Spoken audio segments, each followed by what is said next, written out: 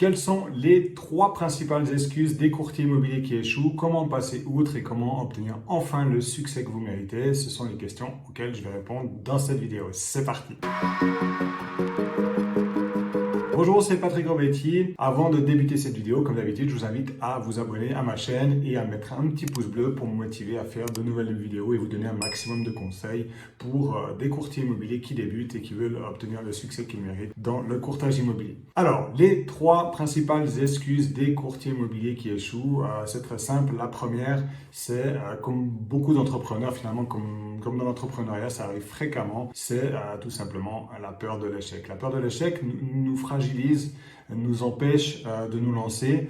Et souvent, cette peur, elle vient de l'entourage, des proches, des amis qui ont une vision erronée en fait de l'entrepreneuriat ou qui tout simplement eux-mêmes n'osent pas passer à l'action et reflètent sur nous en fait leur frustration et vous disent du genre, je l'ai déjà entendu des centaines de fois honnêtement auprès de moi directement ou auprès des gens que j'accompagne, des entrepreneurs que je côtoie. Non, c'est trop dangereux, c'est pas la bonne période, t'es pas dans la bonne situation, enfin, t'es sûr que ça va marcher, si c'était autant simple, est-ce que tout le monde le ferait, blablabla, blablabla, blablabla. Honnêtement, si vous écoutez tous les gens négatifs, tous les avis négatifs, vous faites jamais rien dans la vie. Donc, mettez ça de côté, l'entrepreneuriat, oui. L'entrepreneuriat, il faut oser. C'est clair que l'entrepreneuriat, si je prends un comparatif, c'est un peu vous sautez de l'avion sans parachute et puis il faut construire le parachute en tombant. C'est un peu ça. Malheureusement, c'est la vérité.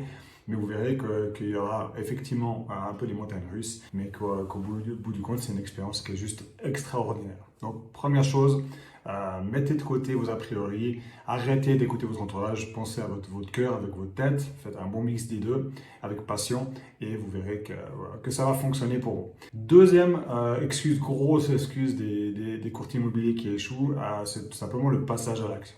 J'en entends tellement qui essayent de perfectionner leur carte de visite, leur logo, leur carte de visite, leur site internet, en se pensant que oui, mais là, le texte ou le pixel, il n'est pas encore parfait, il faut que je voie.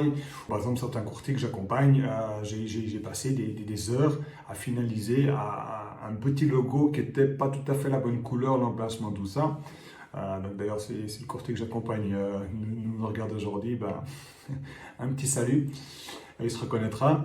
Et voilà, donc arrêtez d'être perfectionniste, quoi. Passez à l'action, avancez. L'expérience, elle vient en faisant les choses. Donc, là, je parlais de vidéo, mais c'est aussi l'expérience. Certains disent, ouais, mais je suis pas légitime pour être courtier immobilier, je manque d'expérience. Donc, en fait, ils passent tout simplement par l'action, hein, donc ils font rien.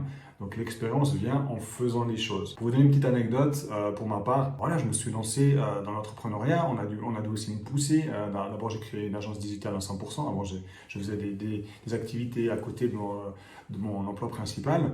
Et voilà, on a dû me pousser à le faire aussi. Puis après, j'étais content de passer à l'action. Et la deuxième fois, là, quand je me suis lancé dans la construction puis l'immobilier, je n'avais pas d'expérience là-dedans ou très peu d'expérience là-dedans. Et je me suis lancé, je suis passé à l'action, j'ai testé. Au premier rendez-vous que j'étais avec les clients, franchement, j'étais apeuré. Je ne savais pas trop quoi faire, pas trop quoi répondre. J'ai l'impression d'être un peu un imposteur. Mais finalement, j'ai appris.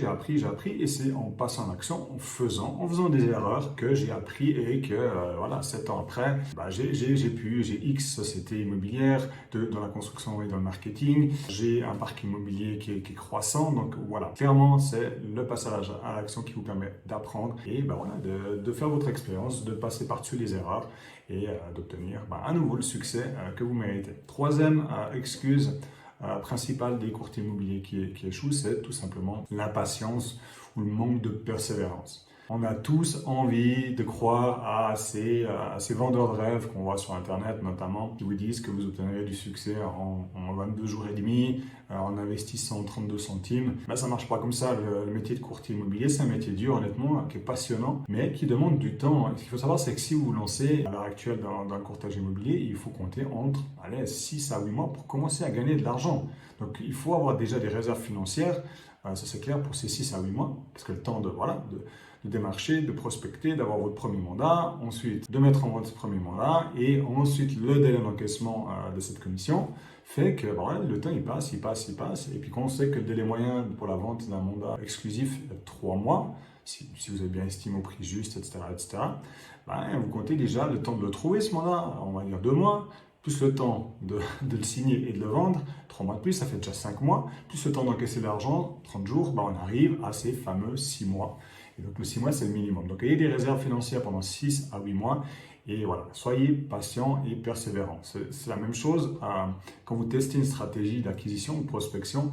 Ne faites pas, par exemple, de la publicité Facebook pendant 2 jours, et après vous dites, ah non, non, ça ne fonctionne pas et tout ça. Non, attendez, expérimentez, testez. Dans la prospection traditionnelle, la même chose, il faut tester, tester, tester. Et ça prend du temps, malheureusement, pour mettre de côté après ce qui ne fonctionne pas pour vous et pour garder uniquement ce qui fonctionne. Donc, soyez persévérant. Si on résume, les trois fausses excuses du courtier immobilier qui échoue, c'est peur de l'échec, comme beaucoup d'entrepreneurs. Donc ça, on met de côté. 2, le manque de passage à l'action. Tout simplement, vous remettez à demain, puis finalement, vous ne faites jamais rien. Donc, passez à l'action. Et 3, le manque de persévérance ou l'impatience, parce qu'on a envie d'avoir tous des résultats rapides. À nouveau, si vous avez aimé cette vidéo, mettez-moi un petit pouce et cliquez sur la cloche pour être notifié des prochaines vidéos. Et du coup, moi je vous dis, passez à l'action et à tout bientôt pour une prochaine vidéo. Allez, au revoir.